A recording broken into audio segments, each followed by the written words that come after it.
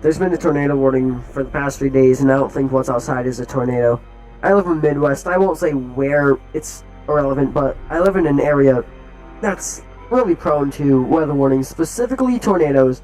What is unusual, however, is having it for the last 3 days. It began about 3 days ago. I had just gotten home from another boring day's work, and I plopped myself down on the couch with a beer, microwave dinner, and my dog, Sam. Small rescue dog. I don't really know her breed, but I planned on getting a little drunk and falling asleep to some shitty late night TV, my usual weekday routine, when I was rudely interrupted by my TV and phone blasting a tornado warning. I looked outside and I could see it was a little stormy, but definitely didn't look like tornado weather. Sighing, I pulled myself off the couch and took my dog and dinner down to the cellar below the house, and only realized that after I closed the door, I had forgotten my beer. My cellar is just as glamorous as my house. I'm sure you can imagine what that means. Walking down the steps, my hand made its way across the wall before finding a light switch. I knew that the power wouldn't last for long, so I began to warm up the generator. After that, I double-checked I had some food and water before sitting down my old chair I kept down there, and I switched on the radio. I figured I'd at least get half hour's worth of radio signal before it was distorted and eventually washed away by the storm. While I was finishing off my dinner, the radio crackled to life. Emergency weather alert broadcast for Summer County, Kansas. Residents are advised to stay indoors or in the storm cellar and to shut all windows. Residents are also advised to lock all doors, barricade cellar entrances, and to not answer any call for help or request for entry until an official signal. Stay safe and good luck. Wait, what? I said bolting upright, almost choking on my food. I quickly leaned forward and turned up the radio, hoping to catch the warning for a second time. Residents are also advised to stay indoors, lock all doors, barricade cellar entrances, and to not answer any call for help or request for entry until an official signal. Stay safe, good, It finally cut out, just as the rain began to pelt the roof of the rest of the upstairs, no matter I had heard it again for certain. Lock all doors, barricade cellar entrances, and do not answer any call for help from the outside until an official signal. Good luck. It played again in my head. Don't get me wrong, this wasn't my first rodeo when it comes to big storms or tornadoes. I've spent countless hours holed up in here while rain, lightning, tornadoes, and hail wreak havoc above me, but never in my life have I been told to lock my doors or to not answer any call for help or request for entry. That was pretty weird. Initially, I played it off as some possibility of there being looters who went into the homes of hiding people and robbed them. It's happened before, but never during a storm. It never to such extent where county would warn people about them. Besides, looters didn't try to alert homeowners of their presence. Anyway, I tried my best not to think about it and eventually drifted off to sleep much earlier than I would have. Probably due to boredom with nothing to do other than listen to the pelting rain above you. You would probably fall asleep as well. I was woken up around 3 a.m. to my dog Sam barking and growling at the cellar door. It was weird, she had never barked during storms, and she only barked at people at the door or some other dogs. I walked up the stairs and rested my ears against the cellar door. All I could hear was the heavy rain and occasionally some thunder. It was really weird. The tornado should have passed by now, but we still did get an official signal. It's not like I would have slept through it, because I'm a light sleeper, and I made sure the radio volume was up really high.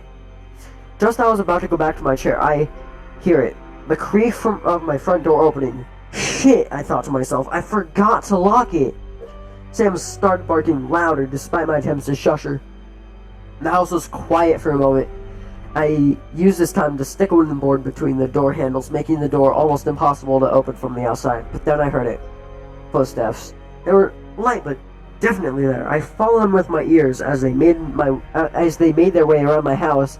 It was hard to pinpoint where they were, but I definitely heard them in my living room, on the carpet, and going up the stairs into my bedroom. My eyes rushed around the room as my panic rose. I felt like there was a pit in my stomach as I was nauseated with fear, and I had my rifle upstairs, which was no use to me now, but the best excuse for the weapon down here was a couple of steak knives that I had brought down here before I had switched off the cellar light, which I stupidly left on before and stuck my eye in between the two cellar doors that opened out to my house. Sam had quieted down, but she was still growling.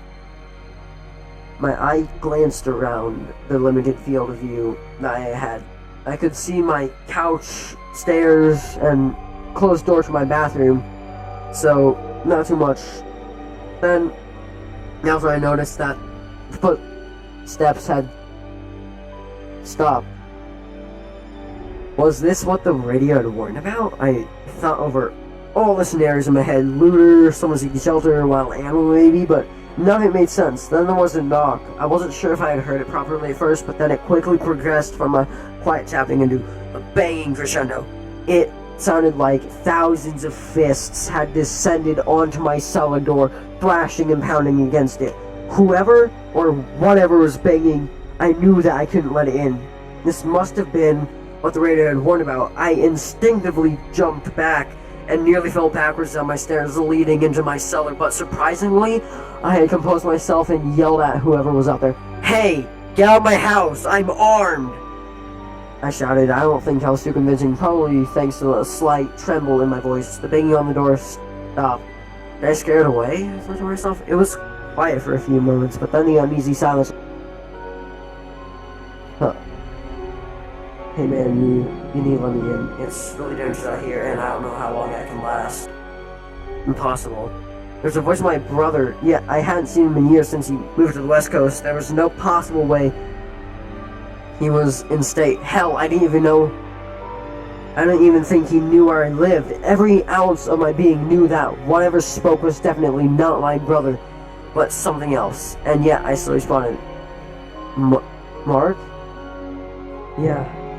It's me. It's been a while. Let me in, man. I need to see you. At the end of its sentence, its voice trailed off. It was deeper and almost raspy. Not the voice of my brother. I knew I couldn't respond. Spoke again. Look, Alec, for the love of God, let me in. It's dangerous out here. The storm is strong. I didn't give it the satisfaction of a reply, which only seemed to make it more angry. Let me in! It screamed out frustration. Its scream was sickening. It was high-pitched wail that filled the air and made me want to throw up. After that, it started banging on the door again. It was quiet for a couple hours. After that, the storm continued, seemingly without a tornado. However, I was startled to hear the radio crack into life. Emergency weather alert canceled. Residents are advised to leave their cellars to secure properties. That's all. I let out a sigh of relief. However, my relief was short-lived when the broadcast seemed off. Usually, at the end of the storm, there would be a damage report of the locations where you could go to receive aid and maybe a bed for the night. Plus, I could still hear the rain and thunder above me, so there was no way the signal could get through. It must have somehow been hijacked or something. Even though I didn't give any response to the message, my radio continued to say I could leave. Every few minutes, the same line would be repeated with perfect sound quality. It was enough to make me want to unplug the thing altogether.